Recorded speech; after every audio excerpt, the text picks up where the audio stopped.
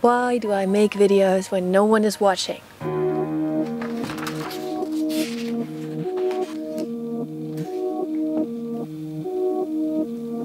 Why do so many people on this platform keep making videos when nobody's really watching? I'm Jnah, and I started uploading on this YouTube channel regularly since last year's summer.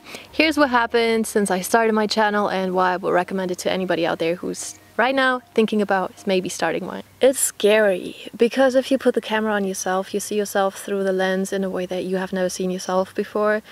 Like, I'm saying this, and I have started my first YouTube channel when I was 15. That's 15 years ago, and I'm still like learning, and I'm still, you know, putting up the camera thinking, dude, what, like, this is how I behave. There's just something about creating content that is so different from consuming content. If you're just like scrolling on your phone watching videos thinking, oh, that's cool, I can do it too, or if you're actually going out there and making them.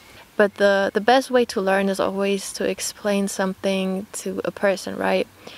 For example, if you're reading a manual. So often I got a piece of tech equipment and I'm just reading through all the manual, you know, or watching a tutorial. And like, trust me, if I don't try it out the next day, I will have forgotten everything about it, even though I completely understood it, but it just didn't stick, you know? The crazy part about, you know, doing cinematic vlogs is like you're kind of working on your self-growth, right?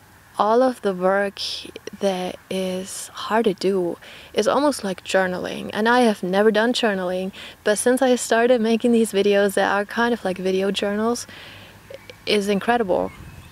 I have noticed that just by creating them, my brain is like so far ahead. I'm shooting these videos, I'm cutting them, I'm putting them out, and after I put them out, I could be like, oh, I don't know, man, like, I could make a better video. Like, that's how fast you move forward in that sense. What I'm saying is, making these videos is almost like explaining something to a person, and that on a personal level of self-growth or healing.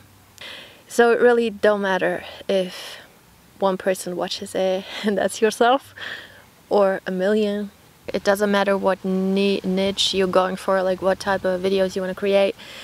Just give it a try, because the first thing I gotta say is you cannot plan it out. You cannot be that person who watches your favorite YouTuber and starts posting that first video and that's on that level. You're always gonna start out somewhere down here, and that's not how it will feel. But 100 videos later, you'll look back to the first video and be like, all right, you've progressed, and that's amazing, right? Don't beat yourself up, because I'm a big believer in just doing one takes, because everyone has a life, right? Starting out on YouTube usually means that you have a job, you have family, you have a lot of responsibilities, and you can't just walk around with a camera all day long and get that perfect shot. And it's not about perfection. It's not about that. It's just about, you know, sharing the process and showing where you're at. So like almost every single video is like mostly one takes, and I have messed up a lot of shots. I used to do like takes all night long of things. At least that's one thing I learned the hard way. It's not necessary. Like, be kind to yourself. You're not gonna start out with perfection, and perfection is never the goal, and it basically doesn't exist. Anyone out there, even your favorite artists, your favorite creators, they probably look up to somebody and be like, oh, I wish I was like them, I wish this and that. But this is not the way we see them. And that's like the most important part. I think it's so beautiful putting your art and your work out there, because there's always people out there who are meant to receive it. Like, even though you don't believe it, there's people out there who really can grow from just, you know, watching your journey. What I'm saying is, if you want to start uploading videos on here, it's really not about numbers. It's a type of journey you go on to and you create for yourself, and it's not selfish. It's like, it's something so amazing you can do for yourself. And somehow, at least for me, there's a difference between cutting a video and stacking it on your computer or on your hard drive. I've had quite a couple times recently where I was like, I really don't want to upload this. Like, I wrote it, I shot it, I cut it, it's finished, and now I'm just not really happy with it. And what did I do? I put it out, because if I put it out, I do it better next time. It's almost like if you make music, right? It doesn't feel good stacking beats and songs unfinished on your hard drive and never putting them out. And even if no one's listening, the feeling of putting something out there, and potentially anybody in the world could search that up and find it, is just different. Like, just go and put it out there. There's nothing you can lose. The only kind of negativity that can come is people who are scared of it and jealous, like envy somebody who's putting themselves out there, and they are just not happy with you doing it because they see, oh, you are stepping out of your comfort zone, you're putting yourself out there, but they can't do it themselves, so they are, you know, those people who are not gonna be happy with it. But yeah, that's the people you gotta distance yourself from. Sometimes I do wonder what we are scared of on this earth, because there's quite a lot going wrong on this planet, let's be honest. So the people speaking up, the people, you know, being loud are not always the right ones. Usually not. And I just wonder how everyone's holding back so much, and it's probably something that needs to be heard. Like, your content, your art needs to be seen, so go and put it out there.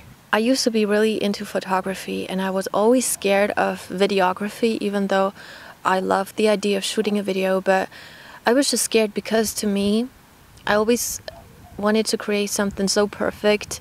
And when it comes to shooting video, you have all these decisions to make: what angle, what light, what settings.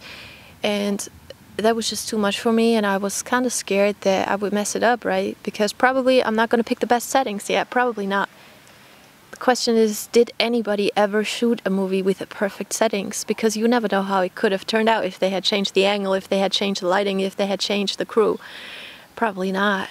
But the movies are out there because they did it, so you can do it too.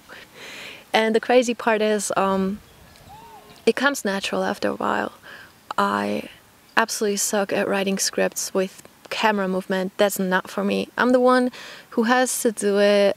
Just do it, you know, who has to just put up the camera and continue doing it until it becomes a process that is so, like, engraved in me that I just know what I'm doing without thinking about it. I've been shooting myself for 15 years, so I know kind of when I'm in frame. That doesn't mean that I'm always in focus and shit like that, but it was a long process to learn that, and I completely get it.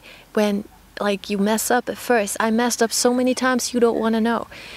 But it's crazy. It's like Casey Neistat. I like to refer to him because he's big inspiration when it comes to vlogging because of his storytelling. And I know once he says something like, no, he doesn't have a script, you know, because it just comes naturally.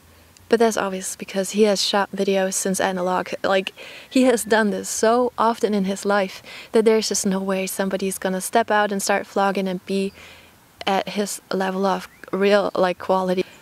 I do think there's obviously a toxic side to social media, and YouTube is one of the places that it's definitely one of the hardest places, as in consistency and not seeing results quick as we're used to on social media. But on the other hand, it is the most rewarding place out there to share video content, in my opinion, because the people on this platform are actually clicking on your video, and they're actually, like, you know, committing to watching that through and leaving a comment. And it's just like, you're not one of a million scrolled through videos, and it doesn't matter if 10,000 people scrolled through your short form content. They probably didn't even listen, or I don't know, you know.